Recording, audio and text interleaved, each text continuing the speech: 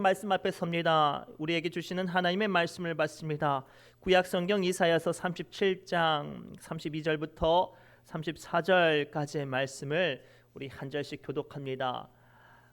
구약 성경 이사야서 37장 32절에서 34절까지의 말씀입니다.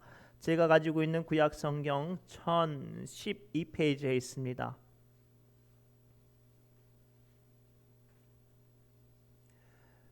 다 찾으신 줄 알고 우리 한 절씩 교독합니다. 이사야서 37장 32절에서 34절까지의 말씀입니다. 제가 먼저 읽습니다. 이는 남은 자가 예루살렘에서 나오며 피하는 자가 시온산에서 나올 것임이라. 만군의 여호와의 열심히 이를 이루시리이다.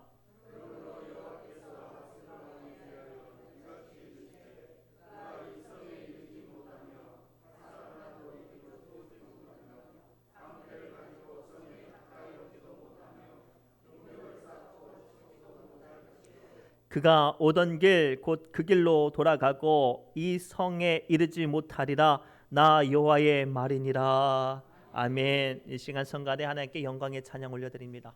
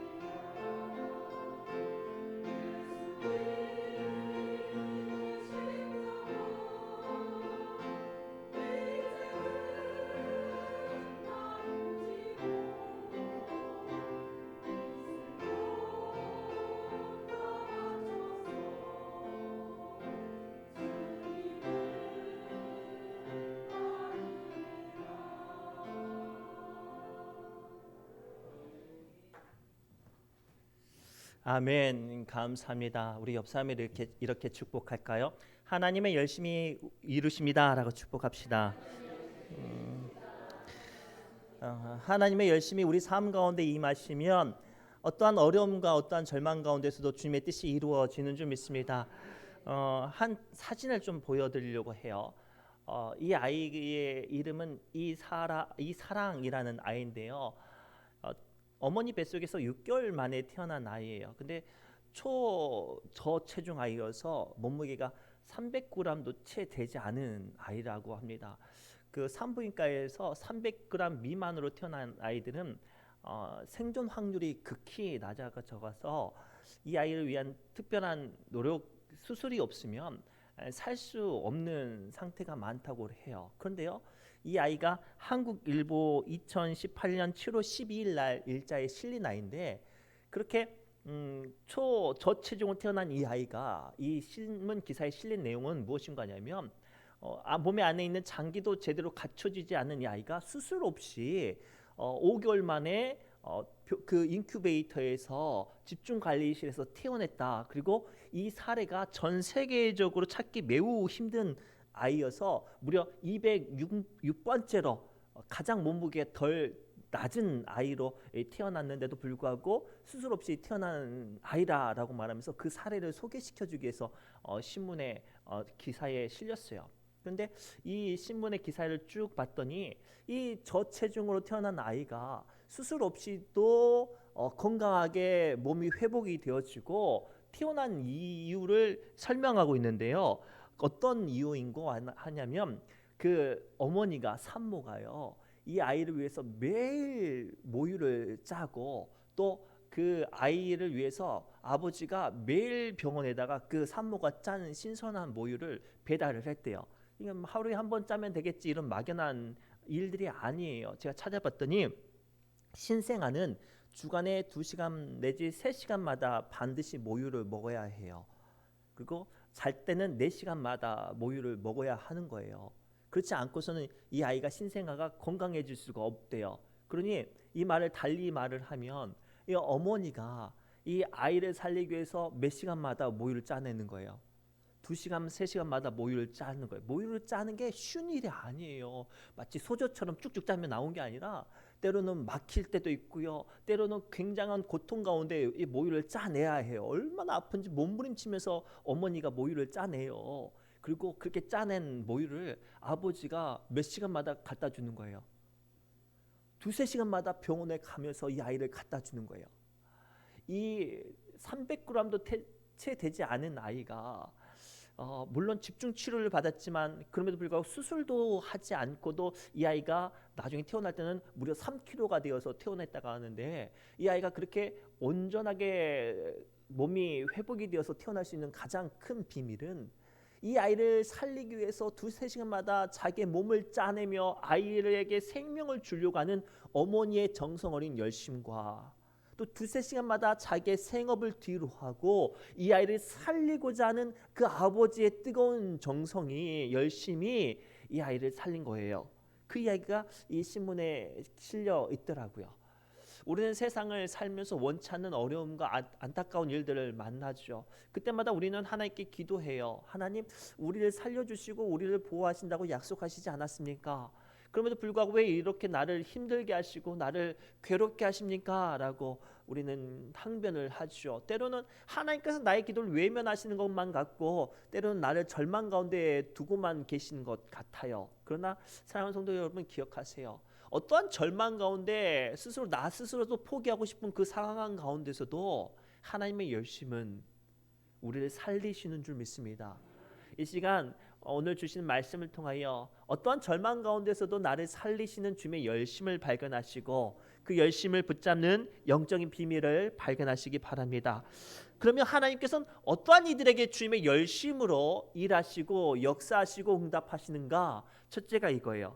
우리 주님은요, 전심이 하나님만 바라보고 기도하고 주님께 매달리는 사람, 그 사람에게 하나님의 열심은 일하신다고 말씀하세요. 우리 37장 1절에서 3절 읽진 않았지만 화면을 보고 함께 읽겠습니다. 시작. 히스기야 왕이 듣고 자기의 옷을 찢고 굵은 베옷을 입고 요아의 전으로 갔고 왕국 맡은 자 엘리야김과 서기관 셈나와 제사장 중 어른들도 굵은 베옷을 입으니라. 왕이 그들을 아모스의 선지자 이사야에게로 보내매 그들이 이사야에게로 이르되 히스기야의 말씀에 오늘은 환난과 책벌과 능욕의 날이라 아이를 낳으려 하나 해산할 힘이 없음 같도다. 아멘. 오늘 말씀을 좀 이해하기 위해서는 시대적인 상황을 알아야 되는데요. 이 시대에 가장 강력한 제국 아수르 제국이 형제 국가였던 북이스라엘 멸망시키고 거기서 그치지 않고 남하를 해요. 믿었던 군사 요새는 이미 다 함락당하고 수도인 예루살렘조차도 지금 포위 상태가 됐어요. 풍전등화의 상태였어요. 주변의 나라들도 아수르 제국이 무서워서 군사적인 원조와 도움을 주지 못하는 상황 가운데 어느 곳에서도 도움을 찾고 의지할 곳이 없으니 히스기야 왕이 하나님만 바라보고 부르짖는 상황이었어요. 그런 상황 가운데 심지어 사네립 아수르 제국의 황제가 이 포위 상태에 있는 예루살렘 국민들을 두렵게 할 방법으로 봉인하지 않는 편지를 보냅니다. 그 소식을 듣고 모든 예루살렘에 사는 사람들이 절망하고 있을 때 더 큰 절망을 만난 히스기야 왕이 이제는 최후의 보루로 하나님께 나가서 전심으로 기도하는 장면이 오늘 본문의 말씀입니다. 살 소망도 찾을 수 없고요. 절망뿐인 히스기야 왕이 이제 유일한 소망이신 하나님의 성전에 올라가서 자기를 협박한 편지를 보낸 사네립의 편지를 주님의 앞에 펼쳐놓고 처절하게 눈물로 서럽게 기도를 해요. 몸부림치면서 자기의 옷을 찢으면서 통곡하며 기도합니다. 얼마나 절박하고 서러운지요. 성경에는요, 히스기야 왕이 굵은 베옷을 입었는데 그 굵은 베옷을 찢으면서 주님께 몸부림치며 기도했다고 성경은 기록하고 있어요. 그런데 놀랍게도 주변에 어떤 나라도 도와주지 않고 어떤 뇌물도 어떤 정치적인 방법도 통하지 않았던 그 절박한 상황의 문제가요, 처절하게 하나님만 향하여 기도했던 히스기야의 기도를 통해서 하나님의 열심히 이루시니 그 불가능한 상황 가운데 주님의 능력이 임했어요. 그 상황을 본문 말씀 35절 36절에 성경은 다음과 같이 이야기하고 있습니다. 우리 함께 읽겠습니다. 시작. 대저 내가 나를 위하여 내 종 다윗을 위하여 이 성을 보호하며 구원하리라 하셨다. 여호와의 사자가 나가서 아수르 진중에서 18만 5천인을 쳤으므로 아침에 일찍이 일어나 본즉 시체뿐이니라. 아멘. 자, 히스기야 왕이 어떤 정치적인 방법과 군사적인 원조를 청했지만 그 길이 막혔어요. 모든 일이 막혔으니 오직 하나님만 찾고 하나님만 몸부림치며 기도했더니 하나님께서 그 절망 가운데 있던 기도를 들으셨어요. 그랬더니 어떠한 나라의 도움도 없이 하나님께서 일하시는데, 그때 예루살렘 도시를 포위하고 예루살렘 도시를 조롱하고 예루살렘 도시를 낙심케 했던 그 흉악하고 간악한 아수르 제국 18만 5천 명이 하룻밤 사이에 멸절당했어요. 누가 하신 거예요? 하나님이 하신 거예요.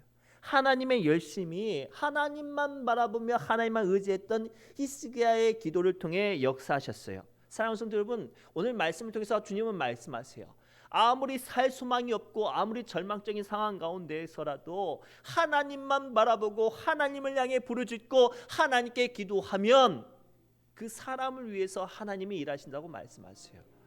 출애굽한 이스라엘 백성들은요, 그때 믿음도 제대로 없었어요. 막 출애굽했을 때 그들이 약속의 땅 가나안 땅에 좋다고 신나서 가는데요, 원치 않는 문제를 만납니다. 자기가 바다를 건널 준비를 하지 않았는데 바다를 만나요. 심지어는요, 뒤에서 애굽 군대가 잡으려고 옵니다. 그 절망적인 상황 가운데 이스라엘 백성들이 할 수 있는 것들은 딱 한 가지였어요. 뭐예요? 하나님만 바라보는 거였어요. 두렵고 절망스럽고 괴롭고 처절한 순간에 하나님께서는 이스라엘 백성들이 하나님만 바라보고 몸부림치며 주님을 찾는 그 음성을 듣고 어떻게 하셨어요? 바다를 가르셨어요. 심지어는 훈련받은 제2세대 이스라엘 백성들이 마침내 가나안 땅에 도착했어요. 얼마나 기쁘고 얼마나 기세가 등등해요. 그런데 그 기세를 꺾을 요량인지 여리고성이라고 사람의 힘으로 무너뜨릴 수 없는 엄청난 장벽을 만나요. 그 전에 신났던 믿음과 열정들이 한순간에 사라지는 것만 같았어요. 그 믿음들이 사라지기도 전에 하나님께서 그들에게 뭐라고 권면하세요? 낙심하지 말고 하루에 한 바퀴씩 일주를 돌면서 하나님만 바라보라고, 하나님만 의지하라고 부탁하세요. 그리고 그 말씀을 붙잡고 이스라엘 백성들이 자기의 힘으로 할 수 없지만, 자기들의 처지로 할 수 없지만 하루에 한 번씩 그 여리고성을 돌면서 누구를 바라봤어요? 하나님을 바라봤어요. 그 마음 가운데 원망과 불평이 나오지 않도록 모든 일들 가운데 침묵하면서 하나님만 바라봤어요. 마지막 날 하나님께서 어떻게 일하실지를 기대하면서 크게 소리를 치며 하나님의 이름을 부르니까요, 사람의 힘으로 무너뜨릴 수 없는 그 여리고성이, 가나안 백성들이 자랑하고 그들의 힘의 상징이었던 그 여리고성이 하나님이 일하시니까 한순간에 무너졌어요. 사랑하는 성도 여러분, 이 시간 원치 않은 질병과 답답한 일들로 마음이 막히고 어려움 가운데 있다면 오늘 주신 말씀을 붙잡기 바랍니다. 세상이 포기하고 내 스스로도요 무너져 버렸던 그 문제, 그 어려웠던 문제가 있을지라도 주님만 바라보며 하나님만 의지하면 능히 주님께서 그 문제를 해결해 주실 줄 믿습니다. 그래서 하나님께서는 어떠한 절망 가운데서라도 불평하고 원망하고 낙심하지 말고 하나님을 먼저 찾으라고 오늘 우리에게 말씀하세요. 에레미야서 29장 12절부터 13절 말씀 우리 함께 힘차게 고백합니다. 시작. 너희가 내게 부르짖으며 내게 와서 기도하면 내가 너희들의 기도를 들을 것이요 너희가 온 마음으로 나를 구하면 나를 찾을 것이요 나를 만나리라. 아멘. 이 시간 어떠한 절망과 어려움이 있을지라도 걱정하지 마세요. 하나님을 만나면요, 하나님께서 찾아오시고 일하시면 주님의 열심히 그 어떠한 문제도 해결하시고 능히 우리를 구원하시고 우리를 위로하시는 줄 믿습니다. 이 말씀을 붙잡고 승리하시기를 주님의 이름으로 축복합니다.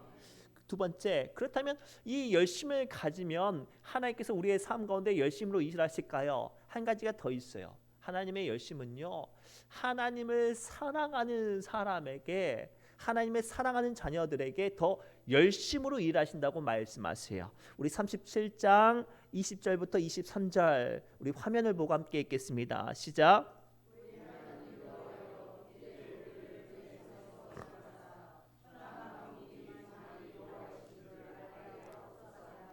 아모스의 아들 이사야가 사람을 보내어 히스기야에게 이르되 이스라엘의 하나님 여호와께서 말씀하시되 내가 아수르의 사네립 왕의 일로 내게 기도하였도다 하시고 여호와께서 그에 대하여 이같이 이르시되 처녀 딸 시온이 너를 멸시하며 조소하였고 딸 에루살렘이 너를 향하여 머리를 흔들었느니라. 내가 회방하며 능욕한 것은 누구에게냐? 내가 소리 높이며 눈을 높이 들어 향한 것은 누구에게냐? 곧 이스라엘의 거룩하신 이에게니라. 아멘. 오늘 본문의 말씀을 통해서 하나님께서는 왜 열정적으로 열심으로 이스라엘 백성들을 위해서 대신 싸우며 감히 아수르 제국이 예루살렘을 향해 활도 쏘지도 못하고 방벽도 싸지도 못하고 방패조차도 들어보지 못하게 하신 이유가 무엇인고 하냐면 이 이스라엘 백성들이 지금 마지막 보루로 붙잡고 있는 이 예루살렘이 하나님이 사랑하는 백성이요 하나님이 사랑하는 도시였기 때문이라고 성경은 기록하고 있어요. 그 표현을 뭐라고 표현하고 있냐면 시온의 처녀딸 시온이라고 지금 설명하고 있어요. 이 처녀딸 시온이라는 표현은 중의적인 표현이 있어요. 첫째는요, 아비가 가장 사랑하는 자식들이 뭐예요? 저는 딸이 없어서 잘 모르겠지만 아들 딸들 있는 부모님들은 딸 자식이 그렇게 예쁘대요. 그런데 그 딸이 이제 막 시집가기 전이에요. 얼마나 소중하고 애틋하겠어요. 그 표현을 중의적인 표현으로 처녀딸 시온이라고 말을 해요. 또 다른 표현은 하나님께서 가장 사랑하는 도시 이 예루살렘을 아수르 제국이 늑대처럼 이리떼처럼 지금 공격하려고 하는 거예요. 그렇게 능욕하려고 하는 그 상황을 하나님께서 안타까워하는 마음으로 표현하신 것이 처녀딸 시온이라고 지금 표현하고 있는 거죠. 그렇게 소중한 하나님의 백성들이 있는 이스라엘 백성들이 있는 시온의 딸 예루살렘을 하나님께서 지키시려고 표현하신 말씀이 오늘 본문의 말씀이에요. 그리고 그렇게 뜨겁게 사랑하는 도시였고 뜨겁게 사랑하는 민족들이었기 때문에 하나님께서는 이스라엘 백성들을 지키시고자 아수르 제국이 감히 화살 한 번 쏘지 못하고 방패조차 들지 못하도록 그들을 멸절시킨 거예요. 하나님이 열심히 일하신 거지요. 사랑하는 성도 여러분, 오늘 말씀을 통해서 우리 주님은요, 사랑하는 일들을 구원하시기 위해서 열심히 일하시는 분이시라는 사실을 기억하시기 바랍니다. 우리 쉽게 설명하면요, 많은 자녀들이 있는 분들은 다 자녀들을 사랑하시죠. 다 사랑하세요. 그러나 특별히 그 중에 더 마음이 가는 자녀들이 있어요. 어떻게 아냐? 더 마음이 가는 자녀에게는 그 아이를 위해서 더 많이 수고하고 더 신경 쓰고 더 일하고 더 애를 써요. 그리고 그 아이를 위해서 더 많이 열심을 냅니다. 하나님도 마찬가지예요. 하나님은요, 모든 사람을 사랑하지만 하나님은 더 사랑하는 사람이 있다고 성경은 말하고 있어요. 실제로 믿음의 조상 아브라함의 아들 이삭에게는 2명의 쌍둥이 아들이 있었어요. 장자인 에서와 차남인 야곱이 있었는데, 성경적으로 보면 하나님의 축복과 사랑을 누가 받아야 되냐면 에서가 받아야 했어요. 그런데요, 성경에 보면요, 그 축복을 누가 받았냐면 야곱이 받았어요. 심지어는요, 성경은 하나님은 뭐라고 말씀하시냐면 내가 에서는 미워하고 야곱은 사랑했다라고 성경은 기록하고 있어요. 말라기서 1장 1절에서 3절까지 말씀입니다. 함께 읽겠습니다. 여호와께서 말라기를 통하여 이스라엘에게 말씀하신 경고라. 하나님께서 이르시되 너희를 사랑하였노라 하나 너희는 주께서 어떻게 우리를 사랑하셨나이까 하는도다. 나 여호와가 말하노라. 에서는 야곱의 형이 아니냐. 그러나 내가 야곱을 사랑하였고 에서는 미워하였으며 그의 산들을 황폐하게 하였고 그의 산업을 광야의 이리들에게 넘겼느니라. 아멘. 분명히 성경에 보면 축복은 장자의 것인데 하나님께서 그 축복의 장자권을 에서에게 주지 않고 야곱에게 주었고 야곱을 사랑했기 때문에 그 축복을 주었다고 해요. 그 이유를 우리는 출애굽기 13장 12절 보면 알 수 있어요. 출애굽기 13장 12절에 어떤 이야기가 되어 있냐면 하나님께서 축복의 권세를 주시는데 그 축복의 권세는 장자에게 주셔요. 그래서 이스라엘 자손 중에 사람이나 짐승을 막론하고 태에서 처음 난 모든 것은 다 거룩하게 구별되어서 내게 돌리라. 이는 내 것이라, 내 사랑받는 것들이라 라고 선언을 하는 거예요. 그런데요, 창세기를 가만히 보면요, 창세기 27장을 보면요, 어떤 사건이 기록하냐면 에서는 그 하나님의 축복권을 소중히 여기지 않았어요. 반대로 둘째 아들 야곱은요, 그 축복을 너무 사모하고 사랑했어요.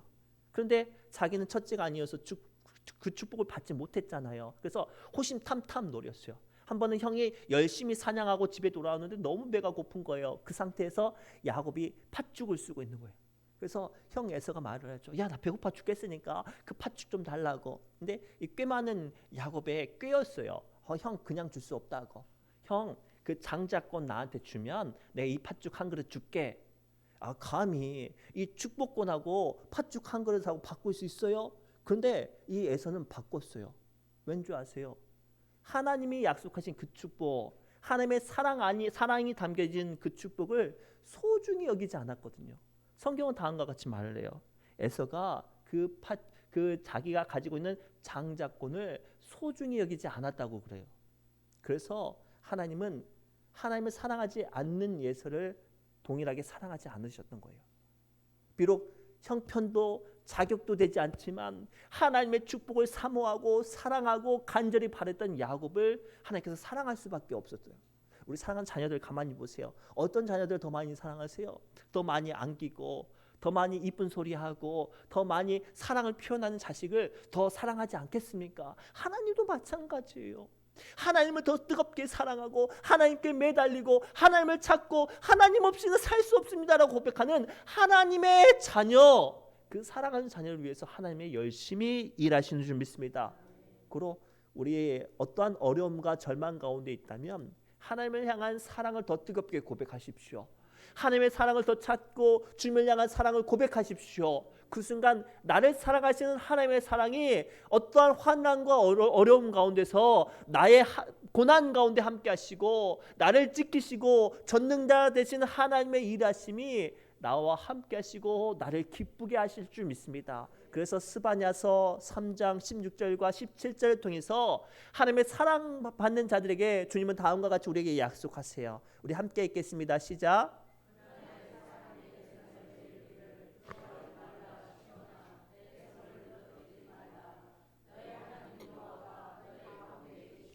그는 구원을 베푸실 전능자시라. 그가 너로 말미암아 기쁨을 이기지 못하시며 너를 잠잠히 사랑하시며 너로 말미암아 즐거이 부르며 기뻐하시리라 하리라. 아멘. 오늘 말씀을 통해서 우리 잠깐 마음을 멈춰서 나를 하나님께서 얼마나 뜨겁게 사랑하시는지 좀 확인을 해야 돼요. 세상이 나를 알아주지도 못하고 나 스스로도 야, 나 참 믿음이 볼잡고 높구나라고 생각되어져도 그런 우리를 하나님께서 뜨겁게 사랑하신대요. 뜨겁게 사랑하신 우리 하나님이 오늘도 나를 위해서 열심으로 일하신대요. 그러니 어떠한 어려움과 절망 가운데 낙심하지 마시고 하나님만 더 뜨겁게 찾으십시오. 그 순간 나를 사랑하신 하나님께서 그의 열심으로 우리를 구원하시고 회복하시고 일하시는 줄 믿습니다. 마지막으로 아주 중요한 거예요. 하나님의 열심은요, 열심히 있는 사람들을 위해서 일하십니다. 우리 읽지는 않았지만 조금 길지만 이사야서 37장 1절에서 6절까지 우리 천천히 마음과 한 목소리로 읽겠습니다. 시작. 히스기야 왕이 듣고 자기 옷을 찢고 굵은 베옷을 입고 여호와의 전으로 갔고 왕궁 맡은 자 엘리야김과 서기관 셈나와 제사장 중 어른들도 굵은 베옷을 입으니라. 왕이 그들을 아모스의 선지자 그들이 이사야에게 이르되 히스기야의 말씀에 오늘은 환난과 책벌과 능욕의 날이라. 아이를 낳으려 하나 해산할 힘이 없음 같도다. 당신의 하나님 여호와께서 랍사게의 말을 들으셨을 것이라. 그가 그의 상전 아수르 왕의 보냄을 받고 살아계시는 하나님을 회방하였은즉 당신의 하나님 여호와께서 혹시 그 말로 말미암아 견책하실까 하노라. 그런즉 바라건대 당신은 이 남은 자를 위하여 기도하라 하시더라 하니라. 아멘. 여기까지 읽겠습니다. 오늘 본문의 말씀 좀 한번 잠깐 보시겠습니다.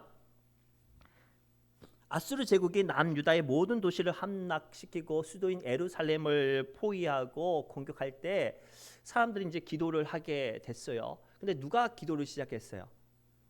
히스기야 왕이 기도를 시작을 했어요. 근데 히스기야 왕이요, 기도를 하는데 자기 혼자만 기도한 게 아니라 충신들을 다 불러놓고 지금 기도를 시켰어요. 그냥 기도를 시킨 게 아니라 굵은 베옷을 입고 제사장 왕궁 맡은 엘리야김과 서기관 셈나와 심지어는 제사장 어른들까지 강제로 붉은 베옷을 입혀서 지금 기도를 시키고 있는 거예요. 거기서 그치지 않아요. 아모스의 아들 선지자 이사야에게 보내서 기도하라고 지금 닥달하고 있는 거예요. 성경을 찾아보면요, 이미 이사야 선지자가 그 민족을 위해서 기도하고 있었거든요. 기도하고 있는 이사야에게 또 사람을 보내서 기도하라고 닥달하고 있는 거예요. 누가 열심을 내고 있는 거예요? 히스기야 왕이 열심을 내고 있는 거예요.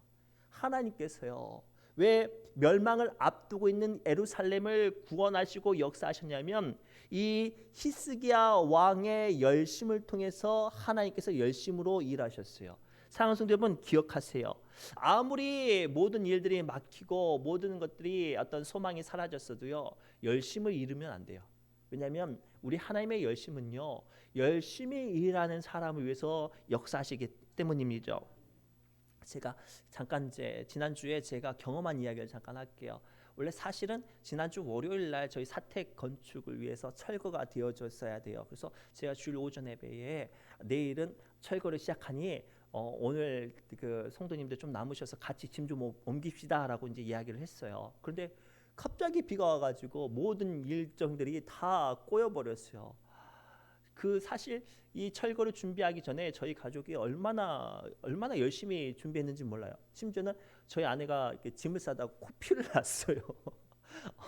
그 정도로 열심히 일했는데 비가 오니까 모든 일정들이 다 꼬여버리니까 이제 일들이 멈춰서 버리니까 저희 가족이 얼마나 낙심됐겠어요. 그래서 이제 그날 저녁에 여보 그냥 내일은 만사 다 귀찮으니까 그냥 쉬기만 하자. 다 아무것도 하지 말고 그냥 쉬기만 하자 이제 하고 그날 아침 월요일이 됐어도 그냥 그냥 멍하니 있었어요. 근데 갑자기 밖에 누가 문을 두들긴 거예요. 그랬더니 문을 열어봤더니 권사님 한 두세 분이 트럭도 아니 사실 짐을 옮기려면 한 트럭을 좀 갖고 와서 짐을 옮겨야 되는데 세상에 트럭도 아니고 자가용 가지고 와가지고 짐을 옮기겠다고 하신 거예요. 근데 어떻게 이제 옮기겠다고 하셨으니까 저희 가족은 아무런 준비도 안 하고 마음도 생각도 없었으니까. 근데 이제 그 세 분이 여자 권사님들 열심히 짐을 옮기시는 거예요. 세 분이 열심히 하니까 집주인으로서 가만히 있겠어요. 그래서 따라서 이제 일을 하기 시작했어요. 마음으로는 입이 대빨 나왔는데 열심히 일했어요.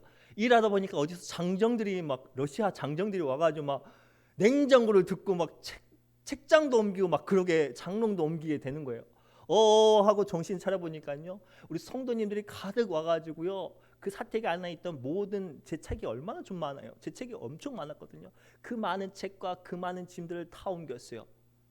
불과 두세 시간 만에. 아니, 주인은 마음을 포기하고 기운이 떨어져 있는데 열심히 있는 사람 몇 명이 움직이니까 일들이 끝나버렸어요. 근데 너무나도 감사한 게 그 많이 내렸던 비가요, 신기하죠. 그 3시간 동안은 비가 안 내렸어요. 누가 역사하신 거예요? 하나님이 역사하신 거예요. 사랑하는 성도 여러분, 기억하세요. 우리가 내 뜻대로 일들이 풀리지 않고요, 자꾸만 서럽고 속상한 일들이 닥쳐서요, 나 스스로도 정말 기도 못하겠다라고 열심히 사라졌어도요, 하나님은요 열심히 있는 자들 위해서 역사하시고 일하시고 이루시고 응답하시고 주님의 능력이 되어지게 하시는 줄 믿습니다. 실제로 누가복음 18장에 예수님께서 어떤 비유를 말씀하시냐면, 세상에 정말로 힘이 없고 보잘것없는 과부의 이야기를 해요.